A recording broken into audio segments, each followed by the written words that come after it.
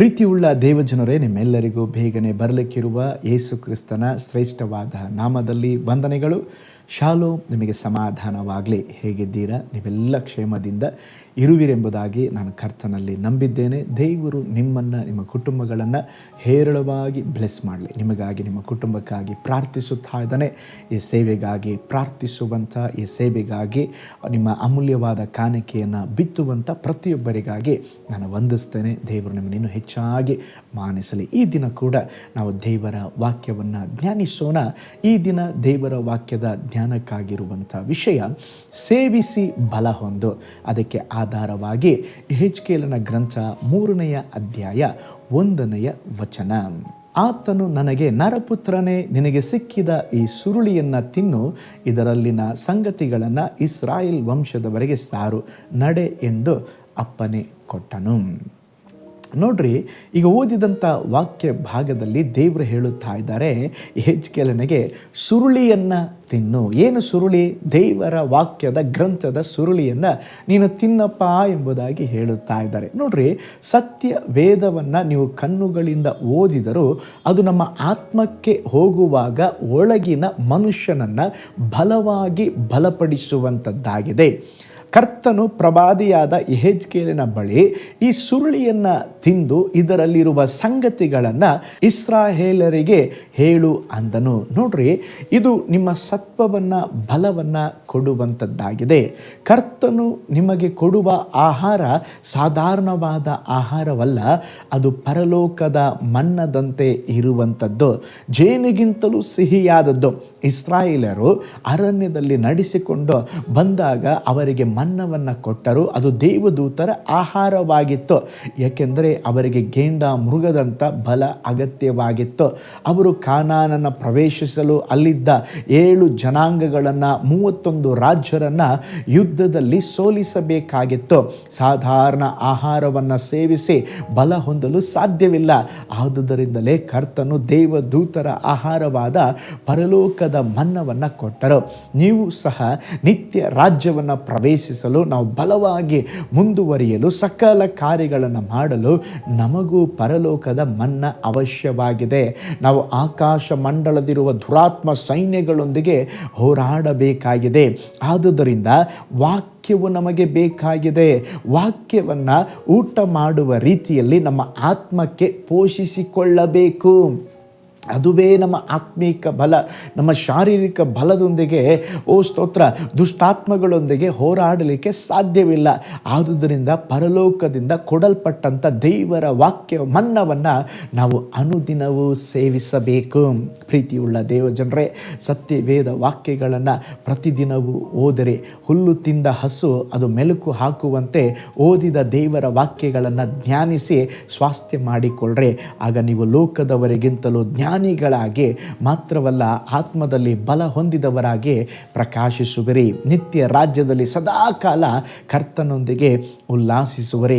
ಆದಿಯಲ್ಲಿ ದೇವರು ಮನುಷ್ಯನನ್ನು ಸೃಷ್ಟಿಸಿ ಏದೆನ್ ತೋಟದಲ್ಲಿ ಇಟ್ಟಾಗ ಅವನ ಆಹಾರಕ್ಕಾಗಿ ಜೀವ ವೃಕ್ಷದ ಫಲಗಳನ್ನು ಕೊಟ್ಟರು. ಇಸ್ರಾಯೇಲರು ಅರಣ್ಯದ ಪ್ರಯಾಣದಲ್ಲಿದ್ದಾಗ ದೇವದೂತರ ಆಹಾರವಾದ ಮನ್ನವನ್ನು ಕೊಟ್ಟರು. ಇಂದು ನಮಗೆ ದೇವರು ಜೀವವುಳ್ಳ ರೊಟ್ಟಿಯ ಆಹಾರವನ್ನು ನಮಗೆ ಕೊಟ್ಟಿದ್ದಾರೆ. ಆದುದರಿಂದ ಸ್ತೋತ್ರ, ದೇವರ ವಾಕ್ಯವನ್ನು ಓದ್ರಿ, ದೇವರ ವಾಕ್ಯವನ್ನು ಮಾನಿಸ್ರಿ, ದೇವರ ವಾಕ್ಯದ ಪ್ರಕಾರ ನಡೆಯಿರಿ, ಅದನ್ನು ಸೇವಿಸಿರಿ. ಅದು ನಿಮಗೆ ಬಲವನ್ನು ತರುವಂಥದ್ದಾಗಿದೆ. ಸುಧಾಕರ್ ಎಂಬಂಥ ಯೌವನಸ್ಥನು, ಅವರು ಒಂದು ಸ್ತೋತ್ರ ಅನ್ಯ ಮತಕ್ಕೆ ಸೇರಿದ ಒಬ್ಬ ಬಹಳ ಶ್ರೀಮಂತ ವ್ಯಕ್ತಿಯಾಗಿದ್ದರು. ಒಂದು ದಿನ ಡಾಕ್ಟರ್ ರಾಧಾಕೃಷ್ಣನ್ ಅವರು ನಮ್ಮ ಭಾರತ ದೇಶದ ರಾಷ್ಟ್ರಪತಿಯಾಗಿದ್ದರು. ಒಂದು ಸಾರಿ ಅವರಿಗೆ ಕೇಳಿದರು, ಇವರು ಜ್ಞಾನವನ್ನು, ವಿವೇಕವನ್ನು ಹೊಂದಿಕೊಳ್ಳಲು ನಾನೇನು ಮಾಡಬೇಕು? ಆಗ ಡಾಕ್ಟರ್ ರಾಧಾಕೃಷ್ಣ ಅವರು ಮುಗುಳ್ನಗೆಯಿಂದ ಬೀರುತ್ತಾ, ಒಂದು ಮಾರ್ಗವಿದೆ, ಏನಂದರೆ ಸತ್ಯವೇದವನ್ನು ಗಮನವಿಟ್ಟು ಓದಿ ಎಂಬುದಾಗಿ ಹೇಳಿದರು. ಸತ್ಯವೇದ ಓದಬೇಕಾ ಎಂಬುದಾಗಿ ಅವರು ಹೇಳಿದ ಕಾರ್ಯದಿಂದ ಸ್ತೋತ್ರ ಅದು ಅವರ ಮೇಲೆ ಪರಿಣಾಮವನ್ನು ಬೀರಿ ಹೊಸ ಒಡಂಬಡಿಕೆಯನ್ನು ಕೊಂಡುಕೊಂಡು ಓದಲಿಕ್ಕೆ ಆರಂಭಿಸಿದರು. ಆ ಹೊಸ ಒಡಂಬಡಿಕೆಯ ಮೊದಲ ಅಧ್ಯಾಯದಲ್ಲಿ ವಂಶಾವಳಿ ಪಟ್ಟಿ, ಅವರ ತಂದೆ, ಅವರ ಅಜ್ಜ, ಅವರ ಮುತ್ತಜ್ಜ, ಅವರ ಮಗ, ಹೀಗೆ ಒಂದು ದೊಡ್ಡ ಅಧ್ಯಾಯವಿದೆ. ಅದನ್ನು ಓದಲಿಕ್ಕೆ ಆರಂಭಿಸಿದಾಗ ಯಾರೂ ಅದನ್ನು ಓದಿದರೆ ಅಷ್ಟು ಇಷ್ಟವಾಗೋದಿಲ್ಲ.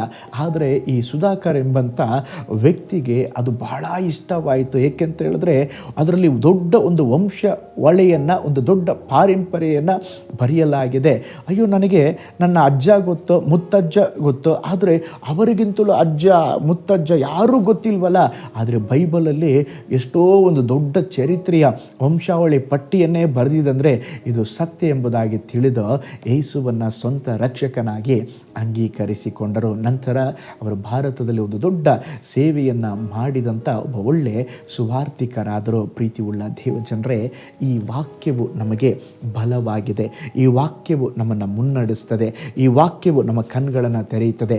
ಈ ವಾಕ್ಯವು ನಮ್ಮ ಜೀವಿತದಲ್ಲಿ ರಕ್ಷಣೆಯನ್ನು ಕೊಡುತ್ತದೆ. ಅದೇ ವಿಧದಲ್ಲಿ ಯೆಹೆಜ್ಕೇಲನಿಗೆ ಹೇಳಿದ ಹಾಗೆ ಆ ಸುರುಳಿಯನ್ನು ಸೇವಿಸಿ ಎಂಬುದಾಗಿ ದೇವರು ಹೇಳಿದ್ರಲ್ವ. ಇವತ್ತು ದೇವರು ನಮಗೆ ಹೇಳ್ತಾ ಇದ್ದಾರೆ, ಈ ವಾಕ್ಯವನ್ನು ಓದ್ರಿ, ಈ ವಾಕ್ಯವನ್ನು ಕಂಠಪಾಠ ಮಾಡಿರಿ, ಈ ವಾಕ್ಯವನ್ನು ನಿಮ್ಮ ಹೃದಯದಲ್ಲಿ ಇಟ್ಟುಕೊಳ್ಳ್ರಿ, ಈ ವಾಕ್ಯವನ್ನು ಸೇವಿಸ್ರಿ. ಹಾಗಾದರೆ ದೇವರ ವಾಕ್ಯವನ್ನು ಸೇವಿಸೋಣ, ಜೀವಿಸೋಣ. ದೇವರು ತಾನೇ ನಮಗೆ ಸಹಾಯ ಮಾಡಲಿ. ಪ್ರಾರ್ಥನೆ ಮಾಡಿಕೊಳ್ಳೋಣ. ಪರಲೋಕದಲ್ಲಿ ವಾಸ ಮಾಡುವ ನಮ್ಮ ತಂದೆಯಾದ ದೇವರೇ, ಅಪ್ಪ, ನಿಮ್ಮ ವಾಕ್ಯವು ಅದ್ಭುತವಾದದ್ದು. ನಿಮ್ಮ ವಾಕ್ಯಗಳನ್ನು ನಾವು ಓದಬೇಕು, ಜ್ಞಾನಿಸಬೇಕು, ಸೇವಿಸಬೇಕು. ಅದು ಯಾವಾಗಲೂ ನಮ್ಮ ಹೃದಯದಲ್ಲಿ ಇಟ್ಟುಕೊಂಡಿರಬೇಕು. ನಮ್ಮ ಮಕ್ಕಳಿಗೂ ಅದನ್ನು ನಾವು ಕಲಿಸಬೇಕು. ನಮಗೆ ಸಹಾಯ ಮಾಡಿರಿ. ವಿಶೇಷವಾಗಿ ಈ ದಿನ ಕೂಡ ಈ ವಿಡಿಯೋ ವಾಚ್ ಮಾಡಿದ ಎಲ್ಲ ನಿನ್ನ ಮುದ್ದು ಮಕ್ಕಳನ್ನು ಬ್ಲೆಸ್ ಮಾಡಿರಿ. ಅವರ ಕುಟುಂಬಗಳು ಆಶೀರ್ವದಿಸಲ್ಪಡಲಿ. ಅವರ ಜೀವಿತದಲ್ಲಿ ಯಾವುದಾದ್ರೂ ಪ್ರಾರ್ಥನಾ ಮನವಿಗಳಿರೋದಾದರೆ ಅದನ್ನು ಕೇಳಿ ಅದ್ಭುತವಾದ ಸಂಗತಿಗಳನ್ನು ಅವರ ಬಾಳಲ್ಲಿ ಮಾಡಿರಿ. ಈ ದಿನ ಜಯ ಕೊಡ್ರಿ, ಬಿಡುಗಡೆ ಕೊಡ್ರಿ. ಹೊಸ ದಿನದಲ್ಲಿ ಹೊಸ ಕೃಪೆ ಕೊಟ್ಟು ಅದ್ಭುತವಾಗಿ ನಡೆಸ್ರಿ. ನಮ್ಮ ಪ್ರಾರ್ಥನೆ ಕೇಳಿದ ಪ್ರೀತಿಗಾಗಿ ಸ್ತೋತ್ರ, ಯೇಸುವಿನ ಹೆಸರಿನಲ್ಲಿ ತಂದೆಯೇ, ಆಮೇನ್, ಆಮೇನ್. Price lord. ಹಾಗಾದರೆ ಸ್ತೋತ್ರ, ದೇವರ ವಾಕ್ಯವನ್ನು ನಾವು ಮಾನಿಸೋಣ, ದೇವರ ವಾಕ್ಯವನ್ನು ಓದೋಣ.